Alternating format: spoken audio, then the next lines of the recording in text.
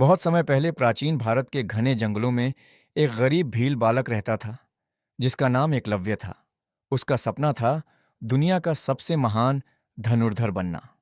वह गरीब था, उसके पास न महल था न गुरु, लेकिन उसके दिल में सीखने की आग किसी राजा से भी ज्यादा प्रबल थी। एक दिन उसने महान गुरु द्रोणाचार्य के बारे में सुना, जो हस्तिनापुर के राजकुमारों, विशेषकर अर्जुन को धनुर्विद्या सिखाते थे। एकलव्य ने निश्चय किया कि वह भी उन्हीं से शिक्षा प्राप्त करेगा। वह कई दिनों तक जंगलों, नदियों और पहाड़ों को पार करता हुआ आखिरकार गुरु द्रोणाचार्य के विशाल प्रशिक्षण स्थल तक पहुंचा। वहां उसने राजकुमारों को अद्भुत तीरंदाजी का अभ्यास करते देखा।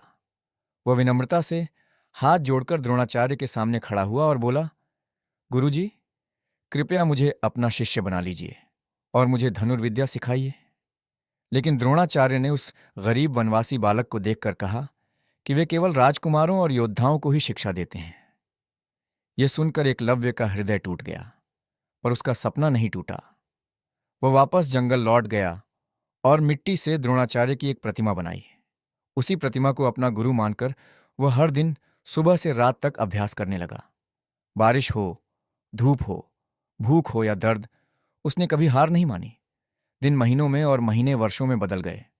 लगातार कठिन परिश्रम और समर्पण से एकलव्य इतना महान धनुर्धर बन गया कि उसकी कला अद्भुत हो गई। एक दिन हस्तिनापुर के राजकुमार शिकार करते हुए जंगल में पहुंचे। वहां उन्होंने एक विचित्र दृश्य देखा। एक कुत्ता बिल्कुल शांत खड़ा था और उसके मुंह के चारों ओर इतने सटीक तरीके से तीर लगे थे कि उसे चोट तक नहीं आई थी। यह देखकर सभी हैरान रह गए।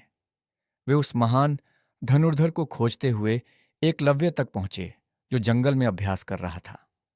अर्जुन चिंतित हो गया, क्योंकि द्रोणाचार्य ने उससे वादा किया था कि वही संसार का सबसे महान धनुर्धर बनेगा। तब द्रोणाचार्य स्वयं एकलव्य के पास पहुंचे और पूछा, तुम्हारे गुरु कौन हैं? एकलव्य ने गर्व और श्रद्धा से झुककर उत्तर दिया, गुरुजी, आप ही मेरे गुरु हैं। द्रोणाचार्य यह देखकर आश्चर्यचकित रह गए कि एकलव्य ने केवल समर्पण और अभ्यास से इतनी महान विद्या प्राप्त कर ली थी। फिर द्रोणाचार्य ने गुरु दक्षिणा मांगी। उन्होंने एकलव्य से उसका दाहिना अंगूठा मांग लिया, क्योंकि वे जानते थे कि अंगूठे के बिना उसकी धनुर्विद्या पहले जैसी नहीं रहेगी।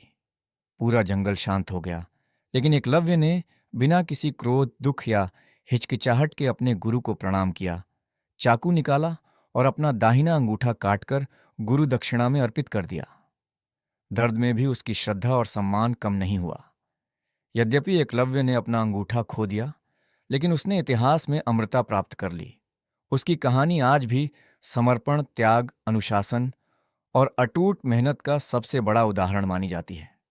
एकलव्य ने दुनिया को सिखाया कि सच्ची महानता धन, जाति या विशेष अधिकारों से नहीं मिलती, बल्कि कठिन परिश्रम, जुनून और कभी हार न मानने वाले साहस से मिलती।